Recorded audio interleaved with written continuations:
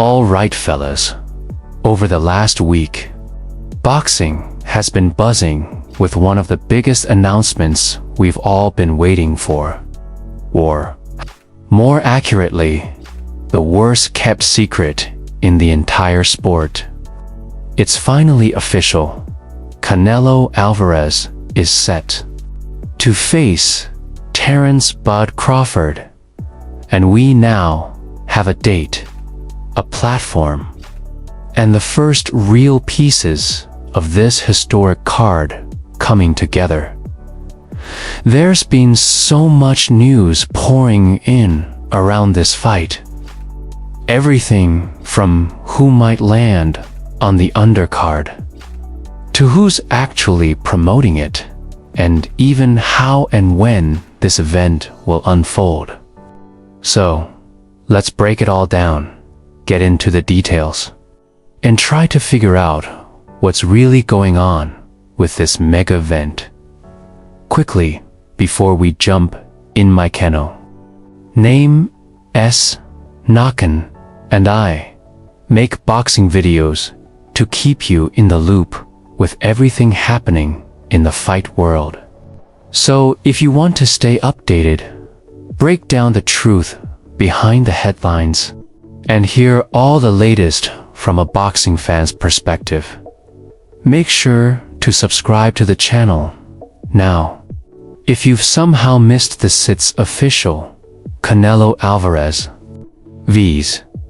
Terence Crawford goes down September 13th in Las Vegas, and it will be streaming exclusively on Netflix. This will be the third major boxing card hosted on Netflix. The first was, of course, the spectacle that was Jake Paul versus Mike Tyson, though that got postponed. Then we've got Katie Taylor versus Amanda Serrano 3 coming up next. But this one, Canelo versus Crawford, is clearly the marquee event of the bunch. Honestly, it made sense from the start that this would land on Netflix.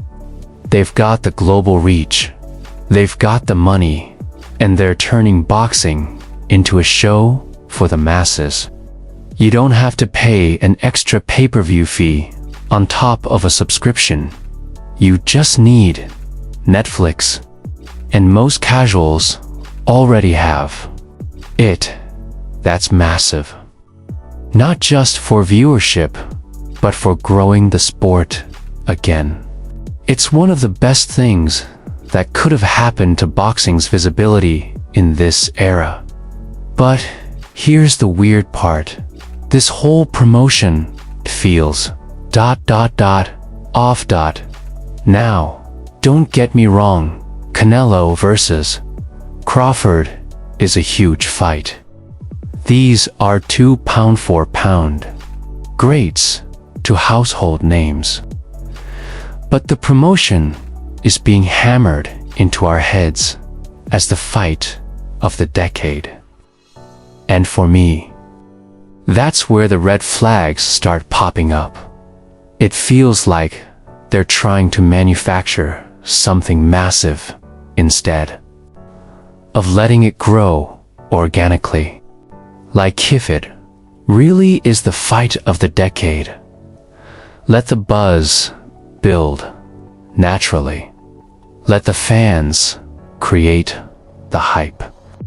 But instead, we're getting repeated reminders, almost like a marketing campaign for a movie. No, really. This is going to be huge. We promise. And look, this is just my honest take, but the vibe is kind of sterile. Canelo and Crawford are all smiles in press appearances, praising each other. No animosity, no edge. It almost comes off like they're promoting a respectful sparring match. not the most anticipated fight of the year. It doesn't feel like a war is coming. Compare that to something like Beterbiev versus Bivolatile Clash of Styles. But that felt real. That had a gritty, quiet intensity. It feels like an exhibition. And I think that's part of why the hype isn't fully connecting. Another major reason why this fight hasn't caught fire yet is the rollout. If you've been following boxing at all, you've known this fight was coming for a long time. It's been floating around for nearly a year. By the time they made the official announcement, T landed with a soft thud. No fireworks. Number. Viral moment. It's the slow, expected confirmation. And even more surprising, the Netflix announcement barely moved the needle. For a fight this big, struggling to crack a few million impressions on its official trailer is a sign that something's off. The promotion clearly isn't reaching people like it should. But things got even weirder with the reappearance of Dana. White Dot, yeah, after apparently being kicked out of the promotion. Dana's name is now floating around again as being involved somehow. Some say he's helping promote the event, but not in a decision-making role. Eddie Hearn actually summed it up best when you do these Saudi-backed events. Turkey Alalshik is in control. Period. Na might be the public face. Sure, he brings attention, but he's not calling the shots. And to be fair, that's not really a bad thing. He's arguably the most recognizable promoter in all of combat sports. You want someone like that hyping the event. But here's where it gets kind of nuts. There are rumors. And I want to stress rumors that the fight could take place in the afternoon, so Dana can make it back in time to run a UFC card the same night. If that happens, man, that's insane. A fight like this deserves prime time, Saturday night, under the lights. You don't move Canelo versus Crawford to the afternoon like it's a tune-up on a random undercard. Let me know what you think. Is day or night better for a mega fight like this? Personally, I'm absolutely team Saturday night. But again, Dana being involved isn't a huge threat to boxing unless he actually builds his own league. And by the looks of it, he struggled with that. It's a big if, but worth keeping an eye on now. Let's talk about the unnaked in recent interviews. Turkey Alalshik has made it clear he doesn't want any more running fights. That's his way of saying no boring, evasive matchups. It's a reaction to a growing debate in boxing about styles that don't engage. Some of this stems from a recent push online, especially from YouTuber Showbiz, the adult, who proposed a no running rule in boxing. It picked up traction, but it's also sparked criticism for being vague and unworkable. Honestly, I think it's a distraction. If you want to fix that issue, change the ring size, adjust scoring incentives, not some blanket, no running rule that would create more controversy than solutions. So, back to the card.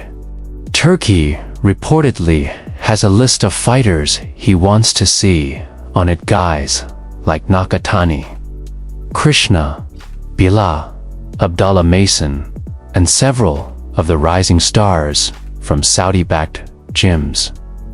Now, will this undercard be stacked?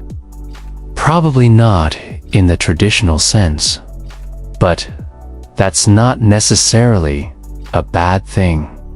This is a massive global platform, and putting young talent on there makes perfect sense.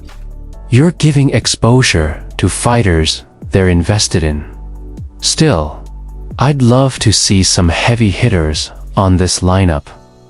Throw in a Nakatani co-main, or maybe someone like Jai Opija, or even a Rolly Romero, just for the chaos. The Yanabek versus Dames unification. Sign me up. Virgil Ortiz Jr., Stefan Fulton, even Cameron Moten. If he can get out of the PBC system, these guys would light up the undercard. But more likely, we'll see a mix of promising but lesser-known names, which again I'm okay with. You've got a mega main event. Use the rest of the card to build the next wave. That's smart matchmaking. So, that's pretty much the landscape right now. Canelo versus Crawford is on. It's streaming on Netflix. Dana White is back in the mix, sort of. And Turkey gave Haney a minor heart attack with his no-running declaration.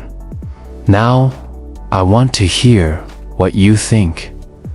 Are you excited for this fight? Do you like the Netflix deal? And who do you want to see on the undercard? Drop your thoughts down below in the comments, and if you enjoyed the video, don't forget to like and subscribe. It does a ton to help the channel, and I appreciate all the support. Talk at you in the next one.